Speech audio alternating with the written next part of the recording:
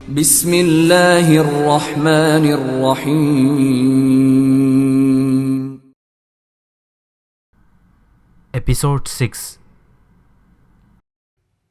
کتاب کا نام سیرت حضرت عمر فاروق رضی اللہ تعالیٰ عنہ، خلیفہ ثانی، عادل حکمران، فاتح روم و فارس، شہید محراب، امیر المؤمنین سیدنا حضرت عمر بن خطاب رضی اللہ تعالیٰ عنہ کی مکمل سیرت کے تابناک نقوش۔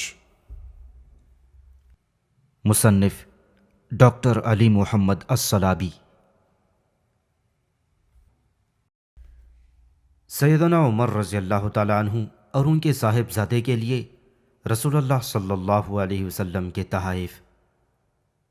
حضرت عبداللہ بن عمر رضی اللہ تعالیٰ عنہ فرماتے ہیں، ایک دفعہ سیدنا عمر نے ایک آدمی کو ریشم کا حلہ بیچتے ہوئے دیکھا۔ سیدنا عمر اسے لے کر نبی کریم صلی اللہ علیہ وسلم کی خدمت میں آئے اور عرض کیا، اے اللہ کے رسول، اسے خرید لیجئے تاکہ وفود کی آمد کے وقت آپ اسے پہن سکیں۔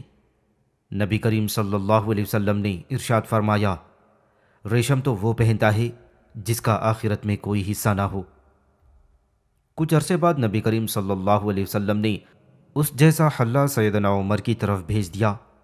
سیدنا عمر اسے اٹھائے ہوئے نبی کریم صلی اللہ علیہ وسلم کی حضور پیش ہوئے اور عرض کیا، آپ نے یہ لباس مجھے بھیج دیا، حالانکہ آپ نے عطاردی حلے کے بارے میں یہ الفاظ ارشاد فرمائے تھے۔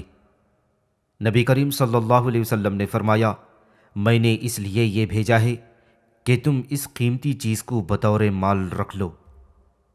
ایک روایت میں ہے کہ پھر سیدنا عمر رضی اللہ تعالیٰ عنہ نے اسے اپنے ایک غیر مسلم بھائی کو مکہ ارسال کر دیا تھا۔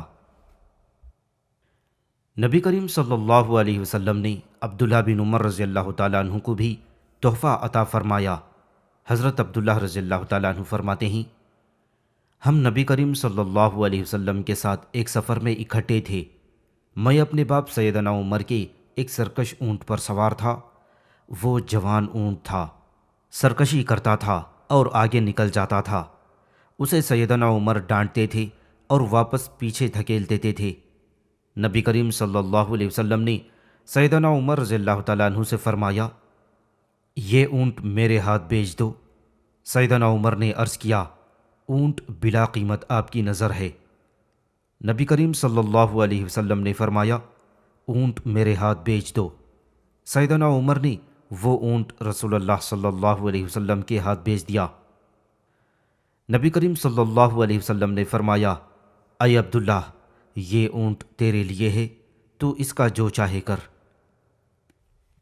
بیٹے کی حوصلہ افزائی۔ عبداللہ بن عمر فرماتے ہیں، ایک مرتبہ نبی کریم صلی اللہ علیہ وسلم نے فرمایا، ایک درخت ہے، اس کی مثال مؤمن کی سی ہے، اس کے پتے نہیں گرتے، بتاؤ وہ کون سا درخت ہے؟ لوگ جنگل کے درختوں کے بارے میں سوچنے لگے۔ میرے دل میں یہ خیال آیا کہ وہ کھجور کا درخت ہے، لیکن میں حیا کی وجہ سے خاموش رہا۔ لوگوں نے کہا، اللہ کے رسول آپ ہی فرمائیے۔ نبی کریم صلی اللہ علیہ وسلم نے فرمایا، وہ کھجور کا درخت ہے۔ عبداللہ فرماتے ہیں، میرے دل میں کھجور کے درخت کا جو خیال آیا تھا، اس کا تذکرہ میں نے اپنے باپ سیدنا عمر سے کیا تو انہوں نے فرمایا، اگر تو جواب دے دیتا تو یہ میرے لیے ایسے بڑے خزانوں سے بھی بہتر ہوتا۔ سامعین سے گزارش کی جاتی ہے کہ ہمارے دونوں چینلز کے پلیٹ فارم سے جتنی بھی آڈیو بکس کی ریکارڈنگ کمپلیٹ ہو چکی ہے، اسے خود بھی سنیں اور زیادہ سے زیادہ شیئر کرنے کی کوشش کریں، اور ہمارے سوشل میڈیا پلیٹ فارم کے لنکس ڈسکرپشن میں دیے گئے ہیں۔ ہمیں سبسکرائب اور فالو ضرور کریں تاکہ آپ کو ضروری اپڈیٹس ملتے رہیں، اور ہماری ٹیم کی فنانشیل سپورٹ کے لیے پیٹریون کی لنک ضرور چیک کریں۔ جزاک اللہ۔ ابن مسعود رضی اللہ تعالیٰ عنہ کو بشارت پہنچانے کی کوشش۔ حضرت عبداللہ بن مسعود رضی اللہ تعالیٰ عنہ کی خوشخبری کے بارے میں سیدنا عمر بیان فرماتے ہیں، ایک دفعہ میں نے ابو بکر رضی اللہ تعالیٰ عنہ کے گھر میں رسول اللہ صلی اللہ علیہ وسلم سے مسلمانوں کے چند معاملات کے بارے میں رات دیر تک گفتگو کی۔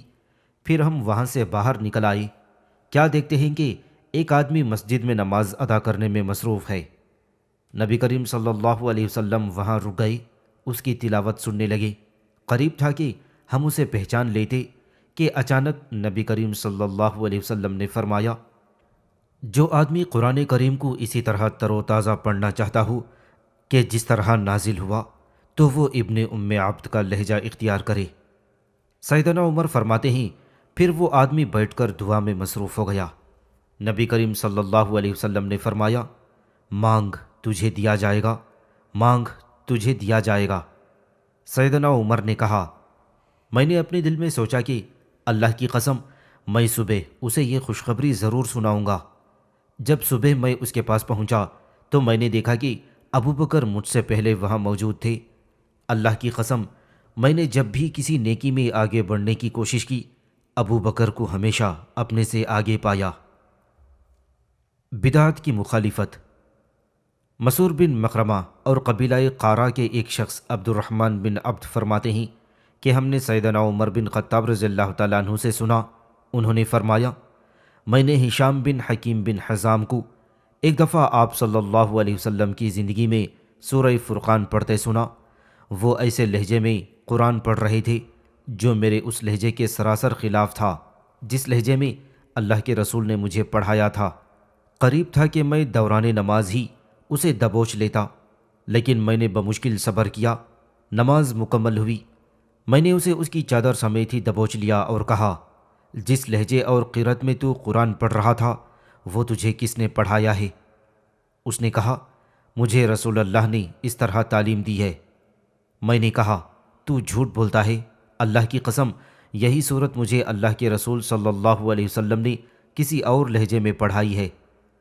میں اسے ساتھ لے کر نبی کریم صلی اللہ علیہ وسلم کی خدمت میں حاضر ہوا اور عرض کیا، اللہ کے رسول، یہ سورہ فرقان ایسے لہجے اور قرأت میں پڑھ رہا ہے، حالانکہ آپ نے مجھے تو اس طرح یہ صورت نہیں پڑھائی۔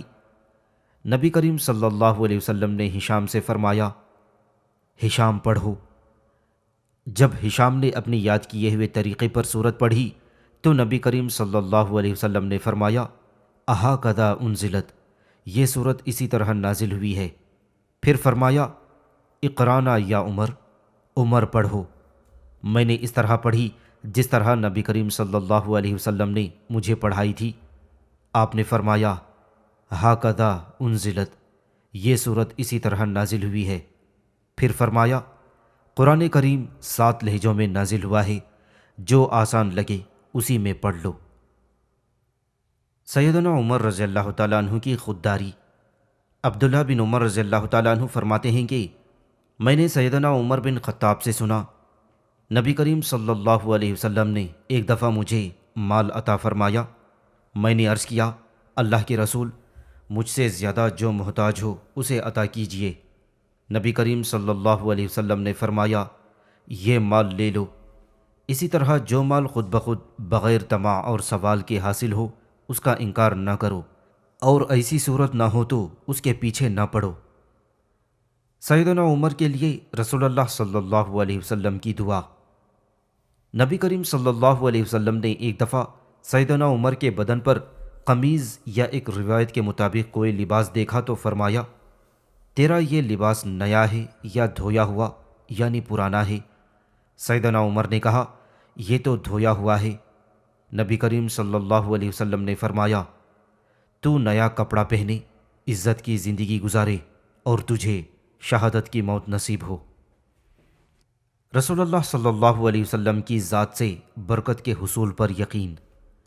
جابر بن عبداللہ رضی اللہ تعالیٰ عنہ فرماتے ہیں، میرا باپ فوت ہو گیا، اس پر ایک یہودی کا 30 وسق کھجور کا قرضہ تھا۔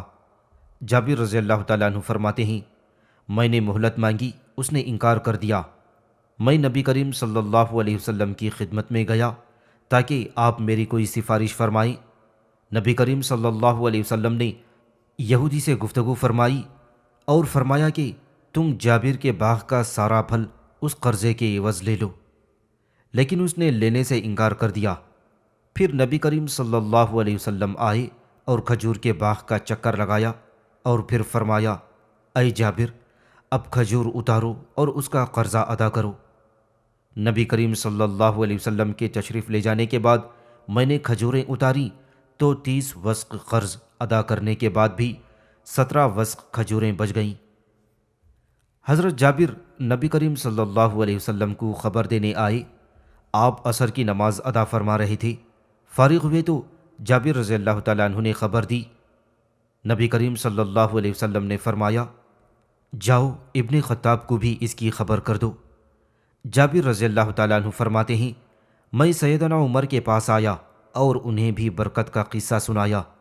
سیدنا عمر نے کہا، جب اللہ کے رسول صلی اللہ علیہ وسلم نے تیرے باغ کا چکر لگایا تھا، مجھے علم ہو گیا تھا کہ اس باغ میں ضرور برکت ہوگی۔ حفصہ بنت عمر رضی اللہ تعالیٰ عنہ کا رسول اللہ صلی اللہ علیہ وسلم سے نکاح۔ سیدنا عمر فرماتے ہیں، جب حفصہ کا خاوند خنیس بن حذافہ سہمی رضی اللہ تعالیٰ عنہ مدینہ میں فوت ہو گیا تو میں عثمان بن عفان رضی اللہ تعالیٰ عنہ کے پاس آیا اور انہیں حفصہ سے نکاح کرنے کا کہا۔ حضرت عثمان رضی اللہ تعالیٰ عنہ نے سوچنے کا وقت مانگا۔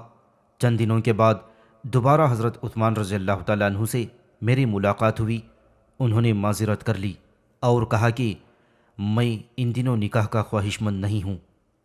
پھر میں حضرت ابو بکر صدیق رضی اللہ تعالیٰ عنہ سے ملا اور کہا، اگر آپ چاہیں تو میں حفصہ کا نکاح آپ سے کر دوں۔ وہ خاموش رہے۔ پھر عثمان رضی اللہ تعالیٰ عنہ سے زیادہ ابو بکر رضی اللہ تعالیٰ عنہ پر رنج ہوا۔ چند دنوں کے بعد رسول اللہ صلی اللہ علیہ وسلم نے حفصہ سے نکاح کا پیغام بھیجا تو سیدنا عمر نے حضرت حفصہ کا نکاح آپ صلی اللہ علیہ وسلم سے کر دیا۔ پھر ابو بکر سے ملاقات ہوئی تو انہوں نے سیدنا عمر سے کہا، عمر، جس دن میں نے حفصہ کے بارے میں تمہیں کوئی جواب نہیں دیا تھا، شاید تمہیں مجھ پر رنج ہوا ہوگا۔ سیدنا عمر نے کہا، بے شک۔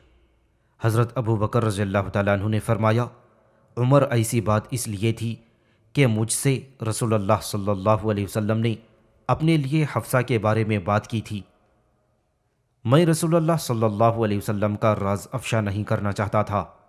اگر آپ انکار فرماتے تو میں ضرور حفصہ سے نکاح کر لیتا۔ ازواج مطہرات کا رسول اللہ صلی اللہ علیہ وسلم سے اختلاف اور سیدنا عمر رضی اللہ تعالیٰ عنہ کا کردار۔ حضرت عبداللہ بن عباس رضی اللہ تعالیٰ عنہ فرماتے ہیں، میری کوشش تھی کہ میں سیدنا عمر کی زبانی ان 2 ازواج مطہرات کا قصہ سنوں جن کے بارے میں اللہ تعالیٰ نے ارشاد فرمایا تھا، اگر تم دونوں اللہ کی طرف توبہ کرو تو تمہارے لیے بہتر ہے، پس یقیناً تمہارے دل حق سے ہٹ گئے ہیں۔ چنانچہ حج کا موسم آ گیا۔ میں نے سیدنا عمر کے ساتھ حج کیا۔ راستے میں ایک جگہ سیدنا عمر قضائے حاجت کے لیے مڑ گئے۔ میں بھی ہاتھ میں پانی کا برتن لیے مڑ گیا۔ وہ قضائے حاجت سے فراغت کے بعد آئے تو میں نے ان کے ہاتھوں پر پانی ڈالا۔ انہوں نے وضو کیا۔ میں نے عرض کیا، اے امیر المؤمنین، ازواج مطہرات میں سے وہ کون سی 2 خواتین تھیں جن کے بارے میں اللہ تعالیٰ نے ارشاد فرمایا، ان تتوبا الی اللہ فقط صغت قلوبکما۔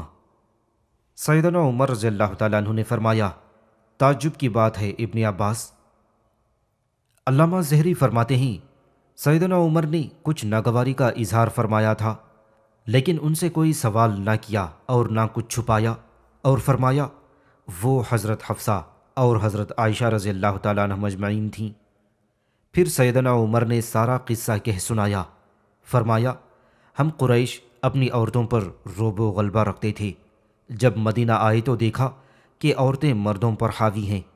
ہماری عورتیں بھی یہی رنگ پکڑنے لگیں۔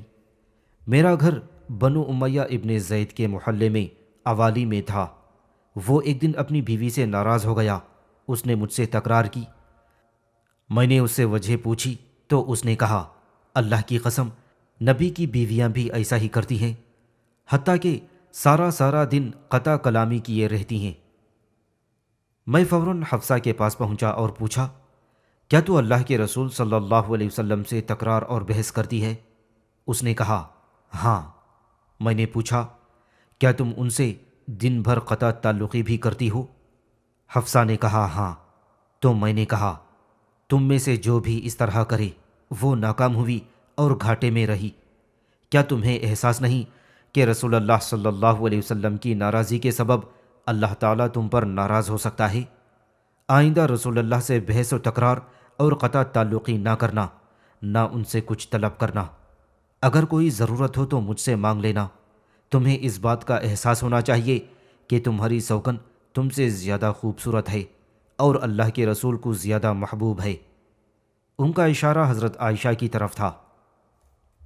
سیدنا عمر رضی اللہ تعالیٰ عنہ فرماتے ہیں، میرا ایک انصاری پڑوسی تھا، ہم باری باری رسول اللہ صلی اللہ علیہ وسلم کی مجلس میں حاضر ہوتے تھے۔ ایک دن وہ جاتے اور ایک دن میں جاتا اور وحی کا علم حاصل کرتے اور ایک دوسرے کو بتاتے۔ ہم ان دنوں شاہ غسان کے بارے میں باتیں کرتے تھے کہ وہ ہم سے جنگ کی تیاری کر رہا ہے۔ ایک دن میرے انصاری بھائی کی باری تھی، اس نے واپسی پر شام کے وقت میرا دروازہ کھٹکھٹایا اور مجھے آواز دی۔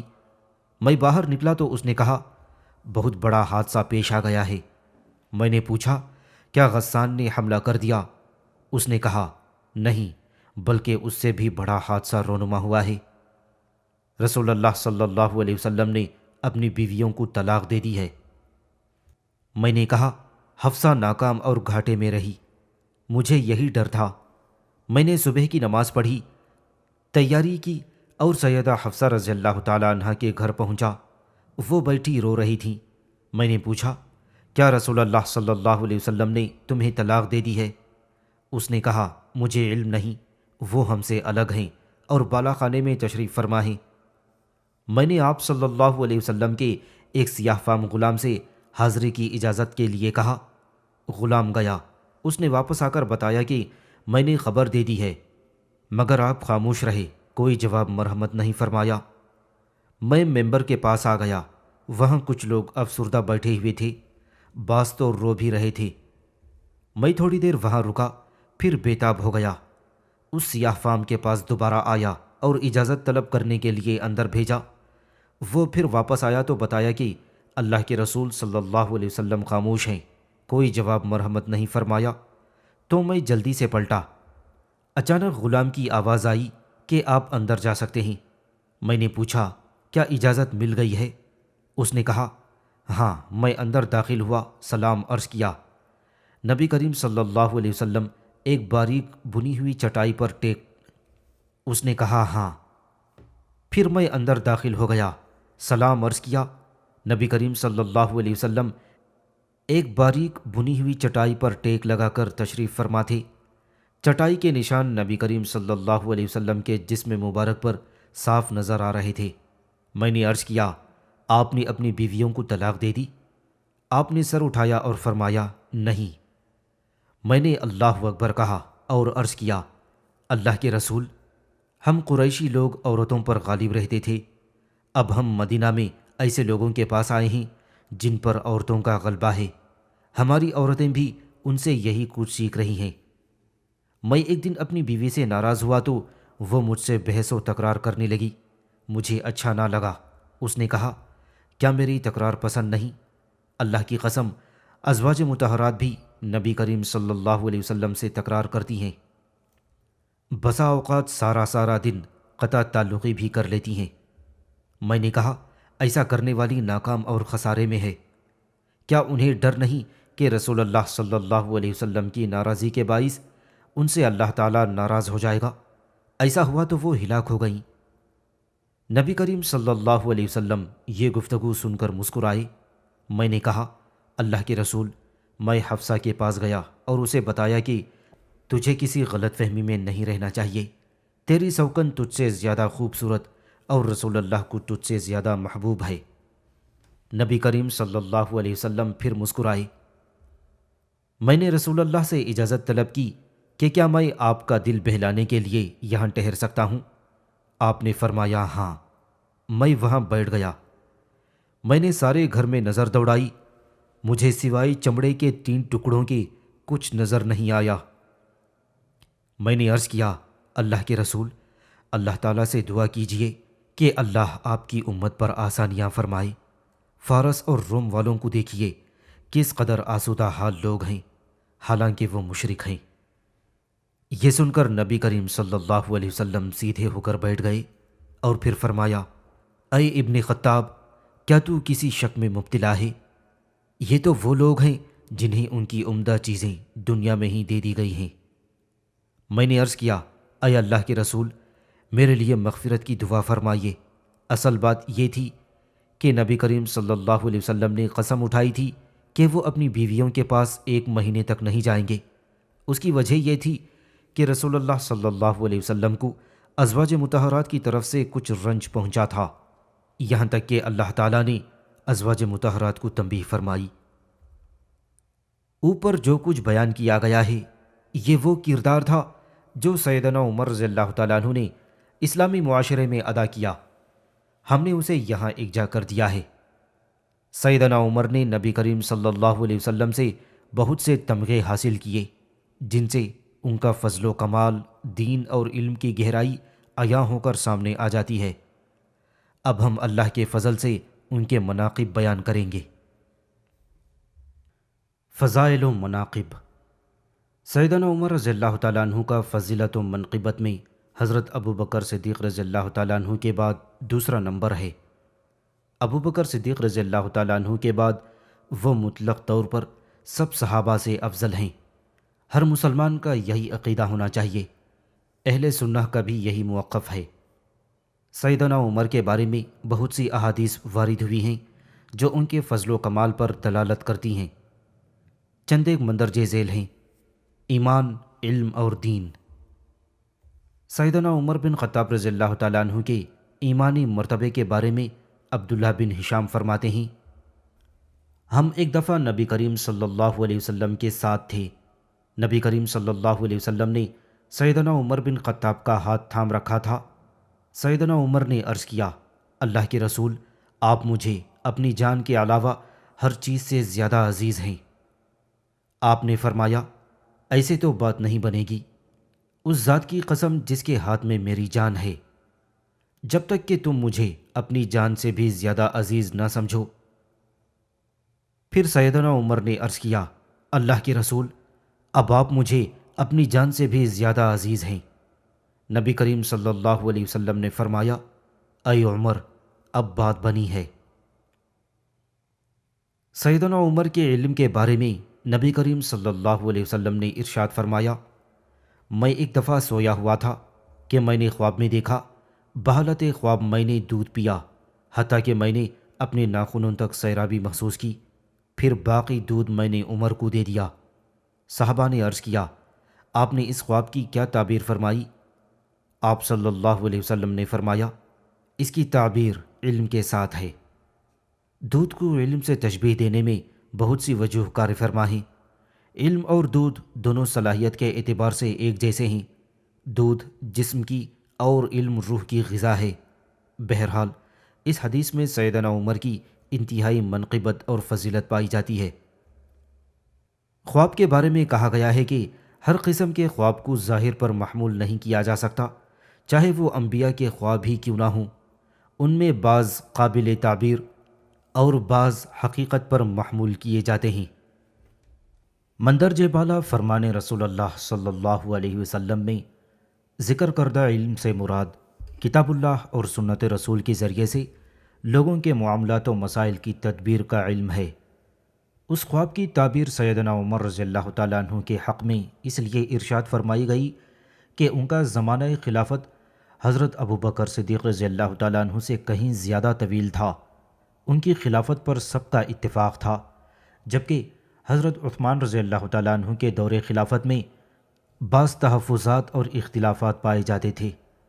حضرت ابو بکر صدیق رضی اللہ تعالیٰ عنہ کی خلافت کا زمانہ نسبتاً کم تھا، اس میں فتوحات بھی بہت کم ہوئی تھیں، بنا بھری باہمی اختلافات کی کوئی نوبت ہی نہیں آئی تھی۔ سیدنا عمر رضی اللہ تعالیٰ عنہ کا زمانہ خلافت طویل تھا، اس کے باوجود اس میں ایگانگیت پائی جاتی تھی۔ حضرت عثمان کے دور میں اسلامی حدود و ارباع وسیع سے وسیع تر ہوتا چلا گیا۔ مختلف قسم کے اقوال و آراء معرض وجود میں آئے۔ جس طرح سیدنا عمر کا دور رعایا کی ایگانگیت میں منفرد تھا، حضرت عثمان کا دور اس طرح نہ رہا۔ یہی سبب تھا کہ فتنے ظاہر ہوئے اور حضرت عثمان ذو النورین رضی اللہ تعالیٰ عنہ کو شہید کر دیا گیا۔ بعد ازاں حضرت علی رضی اللہ تعالیٰ عنہ کی خلافت میں مزید اختلافات اور فتنوں کے دروازے کھلتے چلے گئے۔ سیدنا حضرت عمر رضی اللہ تعالیٰ عنہ کے دین کے بارے میں نبی کریم صلی اللہ علیہ وسلم نے ارشاد فرمایا، ایک دفعہ میں سویا ہوا تھا، میں نے خواب میں دیکھا کہ لوگ میرے سامنے پیش کیے گئے اور ان کے بدن پر قمیص تھی۔ بعض لوگوں کی قمیص میرے سینے تک تھیں اور بعض کی اس سے بڑی تھیں۔ جب سیدنا عمر گزرے تو ان کی قمیص زمین پر گھسٹ رہی تھی۔ صحابہ اکرام رضی اللہ تعالیٰ عنہ مجمعین نے عرض کیا، آپ نے اس خواب کی کیا تعبیر فرمائی؟ نبی کریم صلی اللہ علیہ وسلم نے فرمایا، اس کی تعبیر دین کے ساتھ ہے۔ سیدنا عمر رضی اللہ تعالیٰ عنہ کا رعب اور شیطان کی مرعوبیت۔ حضرت سعد بن ابی وقاص رضی اللہ تعالیٰ عنہ فرماتے ہیں، ایک دفعہ سیدنا عمر رضی اللہ تعالیٰ عنہ نے نبی کریم صلی اللہ علیہ وسلم سے اندر آنے کی اجازت طلب کی۔ اس وقت نبی کریم صلی اللہ علیہ وسلم کے پاس کچھ قریشی عورتیں بیٹھی ہوئی تھیں۔ وہ اتنی اونچی آواز میں گفتگو کر رہی تھیں کہ ان کی آواز نبی کریم صلی اللہ علیہ وسلم کی آواز سے بلند ہو رہی تھیں۔ جب ان عورتوں نے سیدنا عمر رضی اللہ تعالیٰ عنہ کی آواز سنی تو وہ جلدی سے حجاب میں چلی گئیں۔ نبی کریم صلی اللہ علیہ وسلم نے سیدنا عمر کو حاضری کی اجازت عطا فرمائی۔ وہ آئے تو آپ صلی اللہ علیہ وسلم مسکرا رہے تھے۔ سیدنا عمر نے عرض کیا، اللہ آپ کو اسی طرح خوش و خرم رکھے۔ آپ صلی اللہ علیہ وسلم نے فرمایا، مجھے ان عورتوں پر تعجب ہے جو ابھی میرے پاس بیٹھی ہوئی تھیں۔ جب انہوں نے تمہاری آواز سنی تو جلدی سے پردے میں چلی گئیں۔ سیدنا عمر رضی اللہ تعالیٰ عنہ نے عرض کیا، اللہ کے رسول، آپ زیادہ مستحق ہیں کہ آپ سے ڈرا جائے۔ پھر وہ عورتوں سے مخاطب ہوئے اور کہا، کیا تم مجھ سے ڈرتی ہو اور رسول اللہ صلی اللہ علیہ وسلم سے نہیں ڈرتی؟ عورتوں نے جواب دیا، ہاں، اس لیے کہ آپ تند خو اور سخت غصے والے ہیں۔ یہ سن کر نبی کریم صلی اللہ علیہ وسلم نے فرمایا، خطاب کے بیٹی، کوئی اور بات کرو۔ اس ذات کی قسم جس کے ہاتھ میں میری جان ہے، شیطان اس راستے پر ہرگز نہیں چلتا جس راستے پر تم چلتے ہو۔ تمہیں دیکھ کر شیطان اپنا راستہ بدل لیتا ہے۔ اس حدیث میں سیدنا عمر رضی اللہ تعالیٰ عنہ کی فضیلت بیان کی گئی ہے کہ سیدنا عمر رضی اللہ تعالیٰ عنہ کے مبنی برحق اقدامات کی وجہ سے شیطان ان تک رسائی میں ناکام رہتا ہے۔ علامہ ابن حجر رحمۃ اللہ علیہ فرماتے ہیں، اس حدیث میں سیدنا عمر رضی اللہ تعالیٰ عنہ کی فضیلت کا تذکرہ ہے۔ اس سے ثابت ہوتا ہے کہ شیطان کو سیدنا عمر تک رسائی کا کوئی راستہ نہیں ملا تھا، لیکن اس کا یہ مطلب نہیں کہ وہ معصوم عن الخطا ہیں۔ اس میں تو صرف یہ ذکر ہے کہ شیطان کا راستہ سیدنا عمر کے راستے سے الگ ہے۔ یہ مطلب ہرگز نہیں کہ شیطان سیدنا عمر پر کبھی وار ہی نہیں کر سکتا تھا۔ اگر یہ اعتراض کیا جائے کہ اس حدیث کے مفہوم سے عصمت فاروق واضح ہوتی ہے، کیونکہ جب شیطان سیدنا عمر کے راستے سے بھی نہیں گزر سکتا تو اس کا وسوسہ تو بدرجہ اولا ان پر اثر انداز نہیں ہو سکتا تھا، یعنی وہ شیطان کی وسوسہ کاریوں سے بالکل محفوظ ہو گئے تھے۔ اس کا جواب یہ ہے کہ عصمت صرف نبی کریم صلی اللہ علیہ وسلم کو حاصل ہوتی ہے، جبکہ کسی اور کے حق میں بسا اوقات صرف ممکن ہوتی ہے۔ طبرانی اوسط کی ایک روایت میں حضرت حفصہ رضی اللہ تعالیٰ عنہ ارشاد فرماتی ہیں، بلا شبہ جب سے سیدنا عمر رضی اللہ تعالیٰ عنہ مسلمان ہوئے، شیطان انہیں دیکھ کر بے اختیار گر پڑتا تھا۔ معلوم یہ ہوا کہ سیدنا عمر رضی اللہ تعالیٰ عنہ دین کے معاملے میں بڑے مضبوط تھے اور ہمیشہ خالص حق پر پابند رہتے تھے۔ علامہ نووی رحمۃ اللہ علیہ فرماتے ہیں، یہ حدیث اپنے ظاہر پر محمول ہے۔ شیطان سیدنا عمر کو دیکھ کر واقعی بھاگ جاتا تھا۔ ایاز رحمۃ اللہ علیہ فرماتے ہیں، ممکن ہے یہ بطور مثال ہو اور اس کا مطلب یہ ہو کہ سیدنا عمر شیطانی راستہ چھوڑ کر ہمیشہ راہ حق پر چلتے تھے اور ہر شیطانی امر کے مخالف تھے۔ ابن حجر رحمۃ اللہ علیہ فرماتے ہیں کہ پہلا معنی مراد لینا بہتر ہے۔ صاحب الہام نبی کریم صلی اللہ علیہ وسلم نے ارشاد فرمایا، تحقیق تم سے پہلے امتوں میں الہام یافتہ لوگ ہوتے تھے، اگر میری امت میں کوئی الہام یافتہ شخص ہے تو وہ عمر ہے۔ اس حدیث میں بھی سیدنا عمر رضی اللہ تعالیٰ عنہ کی عظمت بیان کی گئی ہے۔ علماء اکرام نے محدث کی مراد متعین کرنے میں اختلاف کیا ہے۔ محدث کے معنی یہ بتائے گئے ہیں کہ انہیں الہام ہوتا تھا، اور یہ بھی کہا گیا ہے کہ الہام سے مراد یہ ہے کہ ان کی زبان پر بلا قصد حق جاری ہو جاتا تھا۔ تیسرے معنی یہ کہے گئے ہیں کہ وہ نبی نہیں تھے، اس کے باوجود فرشتے ان سے کلام کرتے تھے لیکن نظر نہیں آتے تھے، چنانچہ اسے الہام سے تعبیر کر دیا گیا۔ بعض لوگوں نے محدث سے مراد سمجھداری لی ہے۔ علامہ ابن حجر رحمۃ اللہ علیہ فرماتے ہیں سیدنا عمر رضی اللہ تعالیٰ عنہ سے الہام منسوب کرنے کا سبب یہ ہے کہ نبی کریم صلی اللہ علیہ وسلم کی زندگی میں ان کی رائے قرآن کریم کے موافق اور مطابق ہوتی تھی، اور رسول اللہ صلی اللہ علیہ وسلم کی رحلت کے بعد بھی ان کے فیصلے درست ثابت ہوئے۔ خیال رہے کہ سیدنا عمر رضی اللہ تعالیٰ عنہ کی اس عظیم قدر و منزلت کا یہ مطلب ہرگز نہیں کہ وہ حضرت ابو بکر صدیق رضی اللہ تعالیٰ عنہ سے افضل تھے۔ علامہ ابن قیم رحمۃ اللہ علیہ فرماتے ہیں آپ اس حدیث رسول کے پیش نظر اس مغالطے میں نہ رہیں کہ وہ ابو بکر سے افضل تھے، بلکہ تو یہ ابو بکر رضی اللہ تعالیٰ عنہ کی عظمت کی اعلیٰ ترین دلیل ہے کہ وہ نبی کریم صلی اللہ علیہ وسلم کے اتنے قریب اور ان سے اس قدر فیض یاب تھے کہ ان کے لیے کسی علیحدہ فرمان کی ضرورت ہی نہ تھی۔ انہوں نے چراغ نبوت سے روشنی حاصل کی اور اس قدر منور اور ممتاز ہو گئے کہ تمام صحابہ سے افضل قرار پائے۔ یہاں آپ کو باریک بینی سے کام لے کر اللہ کی حکمت کاملہ کا معترف ہونا چاہیے، کیونکہ وہ حکیم اور خبیر ہے۔ زبان نبوت سے سیدنا عمر رضی اللہ تعالیٰ عنہ کے لیے عبقریت کا اعزاز۔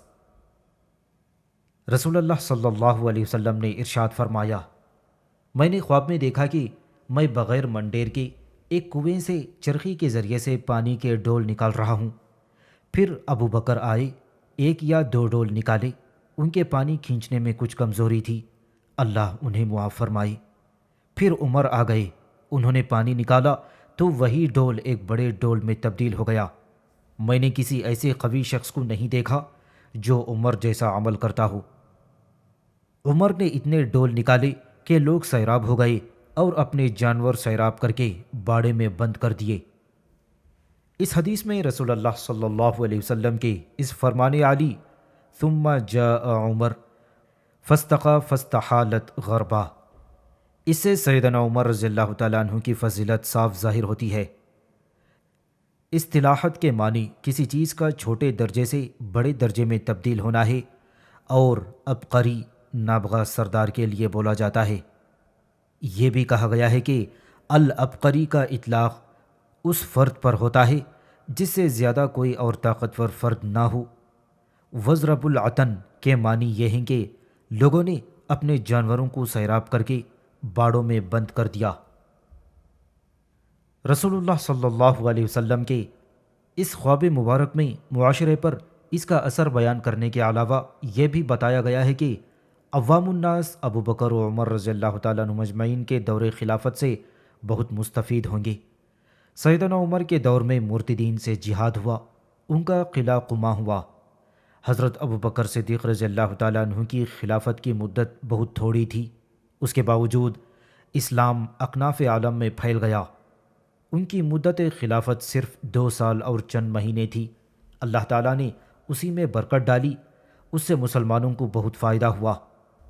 سیدنا حضرت ابو بکر صدیق رضی اللہ تعالیٰ عنہ کی وفات کے بعد سیدنا عمر رضی اللہ تعالیٰ عنہ خلیفہ بنے تو اسلامی حدود میں بڑی وسعت ہوئی، اور ایسے جدید اور مفید قوانین بنے جو پہلے کبھی نہ بنے تھے۔ اس دور خلافت میں لوگ آسودہ حال ہوئے۔ آپ کی خلافت طویل ہونے کے سبب بہت سے نئے شہر بسائے گئے، سرکاری ادارے قائم ہوئے، فتوحات اور اموال غنیمت حاصل ہوئے۔ نبی کریم صلی اللہ علیہ وسلم کا ارشاد گرامی فلم ارى عبقریا من الناس یفری فریاہ کے معنی یہ ہیں کہ میں نے اس جیسا کوئی سردار اور پیشرو نہیں دیکھا جو اتنی محنت کرتا ہو اور اس میں اتنی کاٹ ہو۔ اسی طرح فرمان رسول وضرب العطن کے معنی قاضی ایاز یہ بیان فرماتے ہیں کہ اس جملے میں صرف سیدنا عمر کی خلافت کا تذکرہ ہے۔ یہ بھی کہا گیا ہے کہ ان الفاظ میں ابو بکر و عمر دونوں کی خلافت کا تذکرہ ہے، اور اس جملے کا تعلق دونوں حضرات سے ہے، کیونکہ ان دونوں خلفاء کی حسن تدبیر، ذہانت اور مسلمانوں کی خیر خواہی کا نتیجہ یہ تھا کہ یہ معاملہ پایہ تکمیل کو پہنچا۔ لوگوں نے اپنے جانوروں کو بغرض استراحت باڑوں میں بند کر دیا۔ سیدنا عمر رضی اللہ تعالیٰ عنہ نے مرتدین کا قلع قمع کیا، مسلمانوں کو یکجا کیا، ان میں باہمی الفت پیدا کی، فتوحات کی ابتدا ہوئی، امور سلطنت کی بہتری کے لیے نہج متعین ہوئی، اور سیدنا عمر رضی اللہ تعالیٰ عنہ کے دور میں ان اقدامات کے ثمرات حاصل ہوئے۔ سیدنا عمر رضی اللہ تعالیٰ عنہ کو جنت کے محل کی خوشخبری۔ نبی کریم صلی اللہ علیہ وسلم نے ارشاد فرمایا، میں نے خواب میں دیکھا کہ میں جنت میں داخل ہوا، اچانک میری ملاقات ابو طلحہ کی بیوی رمیسہ سے ہوئی، پھر میں نے پاؤں کی آواز سنی، میں نے کہا یہ کون ہے؟ مجھ سے کہا گیا یہ بلال ہے۔ پھر میں نے ایک محل دیکھا، اس کے صحن میں ایک لڑکی تھی، میں نے پوچھا یہ کس کا ہے؟ اس نے جواب دیا یہ سیدنا عمر کا محل ہے۔ میں نے اس محل کو دیکھنے کے لیے اندر جانے کا ارادہ کیا، لیکن اے عمر تیری غیرت نے میرے قدم روک لیے۔ سیدنا عمر نے عرض کیا اللہ کے رسول، آپ پر میرے ماں باپ قربان، کیا میں آپ کے بارے میں غیرت کا اظہار کر سکتا ہوں؟ ایک روایت میں ہے کہ نبی کریم صلی اللہ علیہ وسلم نے فرمایا، میں سویا ہوا تھا، میں نے اپنے آپ کو جنت میں پایا اور اچانک ایک عورت کو دیکھا، وہ ایک محل کے کونے میں وضو کر رہی تھی۔ میں نے پوچھا یہ محل کس کا ہے؟ انہوں نے جواب دیا یہ عمر کا ہے۔ اے عمر، پھر مجھے غیرت یاد آئی تو میں پلٹ آیا۔ یہ سن کر سیدنا عمر رضی اللہ تعالیٰ عنہ رونے لگے۔ انہوں نے عرض کیا اللہ کے رسول، بھلا میں آپ کے بارے میں غیرت کا اظہار کس طرح کر سکتا ہوں؟ یہ دونوں روایات بڑی وضاحت سے امیر المؤمنین سیدنا عمر بن خطاب رضی اللہ تعالیٰ عنہ کی فضیلت پر دلالت کرتی ہیں۔ یہ سیدنا عمر کی کتنی بڑی خوش نصیبی تھی کہ نبی کریم صلی اللہ علیہ وسلم نے سیدنا عمر کا جنت میں محل دیکھا۔ اس سے اللہ تعالیٰ کے ہاں سیدنا عمر کا مرتبہ بھی عیاں ہوتا ہے۔ حضرت ابو بکر صدیق رضی اللہ تعالیٰ عنہ کے بعد محبوب ترین شخصیت۔ عمرو بن عاص رضی اللہ تعالیٰ عنہ فرماتے ہیں، میں نے عرض کیا اے اللہ کے رسول، آپ کی سب سے زیادہ محبوب شخصیت کون ہے؟ نبی کریم صلی اللہ علیہ وسلم نے فرمایا عائشہ۔ میں نے عرض کیا اللہ کے رسول، مردوں میں سے کون ہے؟ آپ نے فرمایا اس کا باپ۔ میں نے عرض کیا پھر اس کے بعد؟ آپ نے فرمایا ثم عمر بن خطاب، پھر عمر بن خطاب، پھر دوسرے بہت سے افراد کا نام لیا۔ زبان نبوت سے جنت کی بشارت۔ ابو موسیٰ اشعری رضی اللہ تعالیٰ عنہ فرماتے ہیں، میں ایک مرتبہ نبی کریم صلی اللہ علیہ وسلم کے ساتھ مدینہ کے ایک باغ میں بیٹھا ہوا تھا۔ ایک آدمی دروازے پر حاضر ہوا، اس نے اجازت طلب کی۔ نبی کریم صلی اللہ علیہ وسلم نے فرمایا اسے اندر آنے کی اجازت دو اور جنت کی بشارت بھی سناؤ۔ میں نے دروازہ کھولا تو ابو بکر صدیق رضی اللہ تعالیٰ عنہ نظر آئے۔ میں نے انہیں جنت کی بشارت سنائی، انہوں نے اللہ تعالیٰ کی تعریف کی۔ پھر ایک اور آدمی آیا، اس نے بھی اجازت طلب کی۔ آپ نے فرمایا دروازہ کھول دو اور اسے بھی جنت کی بشارت دو۔ ابو موسیٰ رضی اللہ تعالیٰ عنہ فرماتے ہیں، میں نے دروازہ کھولا، یہ سیدنا عمر تھے، میں نے انہیں بھی جنت کی بشارت سنائی، انہوں نے بھی اس بشارت پر اللہ تعالیٰ کی حمد بیان فرمائی۔ پھر تیسرا آدمی آیا، آپ صلی اللہ علیہ وسلم نے فرمایا دروازہ کھول دو اور اسے بھی جنت کی بشارت سناؤ، لیکن اسے بتا دو کہ اسے مشکلات کا سامنا بھی کرنا پڑے گا۔ میں نے دروازہ کھولا تو حضرت عثمان رضی اللہ تعالیٰ عنہ کو سامنے پایا۔ میں نے نبی کریم صلی اللہ علیہ وسلم کا مکمل ارشاد دہرایا۔ عثمان رضی اللہ تعالیٰ عنہ نے بھی اللہ تعالیٰ کی حمد بیان کی اور ساتھ ہی کہا اللہ تعالیٰ ہی بہتر مدد فرمانے والا ہے۔